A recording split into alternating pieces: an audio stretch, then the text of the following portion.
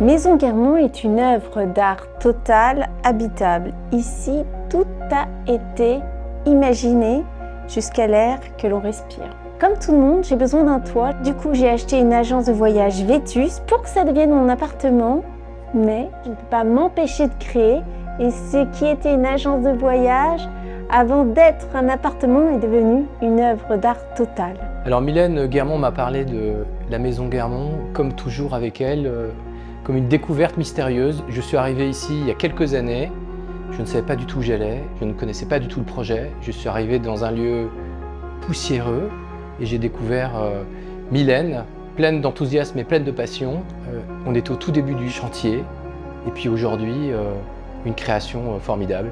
Le premier défi a été d'identifier les différents acteurs qui allaient pouvoir m'aider à réaliser cette œuvre. J'ai une formation d'ingénieur et d'artiste. Il y a eu des centaines d'esquisses, d'expérimentations dans tous les sens pour que ce champ d'expérimentation à la fin devienne une œuvre habitable.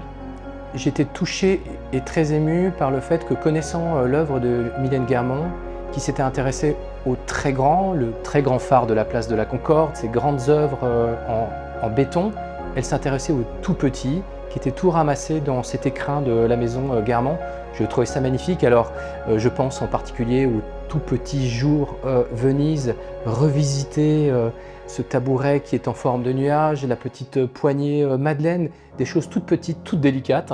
Et je trouve ça magnifique. C'est toujours très touchant de voir le public sensible à un travail. Pour moi, l'acte de créer est un acte d'amour. Et le fait de créer, au-delà de l'œuvre à la fin, c'est le processus, c'est le parcours.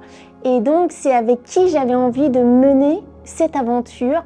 Et il était évident que je voulais faire appel à François parce que dans cette œuvre, au-delà de son immensité, malgré sa taille réduite, il y a beaucoup de différentes propriétés.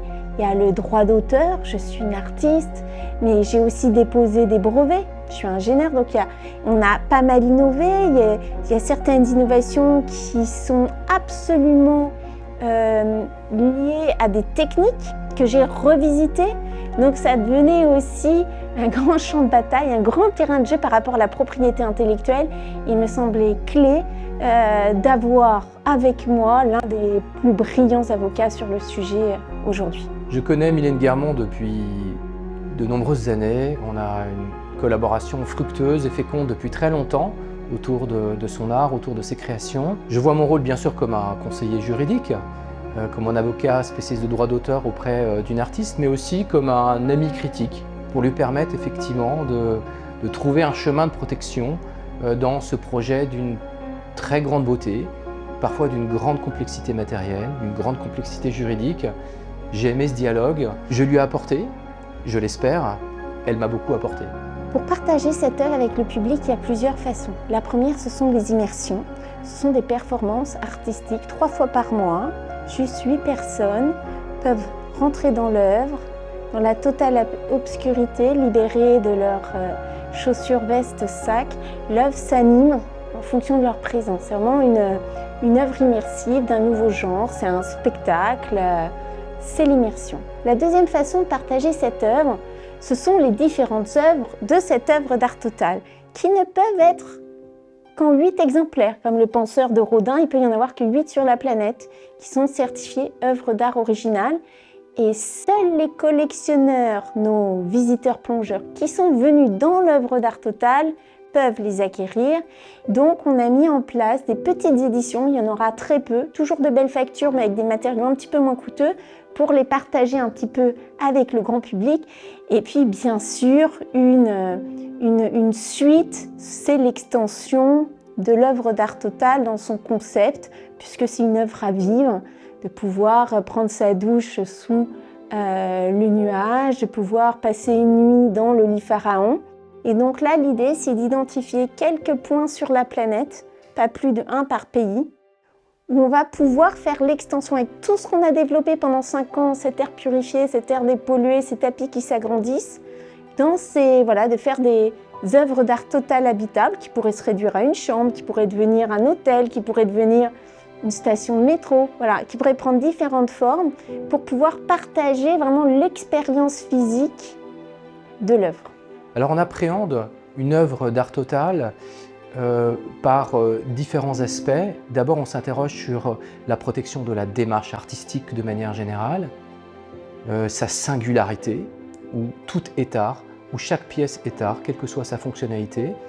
On s'interroge pour la protection du nom, évidemment par le droit des marques, du savoir-faire ancestral revisité par Mylène de manière singulière pour la création de certains objets. On s'interroge sur des questions juridiques innovantes quand on participe à un projet comme celui-là. Je pense en particulier à, et c'était le tout début, l'impact de l'impression 3D dans la création d'une œuvre, qui a une fonction d'objet. Je pense aussi à des questions plus techniques, mais qui sont les questions de relations entre l'artiste et les sociétés de gestion collective pour la gestion des droits. Il y a beaucoup de questions juridiques passionnantes, nouvelles et innovantes à traiter dans le cadre d'un projet comme celui-là. J'espère vraiment pouvoir partager ça avec le plus grand nombre. C'est pour ça qu'on essaye de différentes manières de partager cette aventure avec le livre, avec les extensions, avec les expositions, pour partager encore plus cette vision de la vie, de l'art sans limite.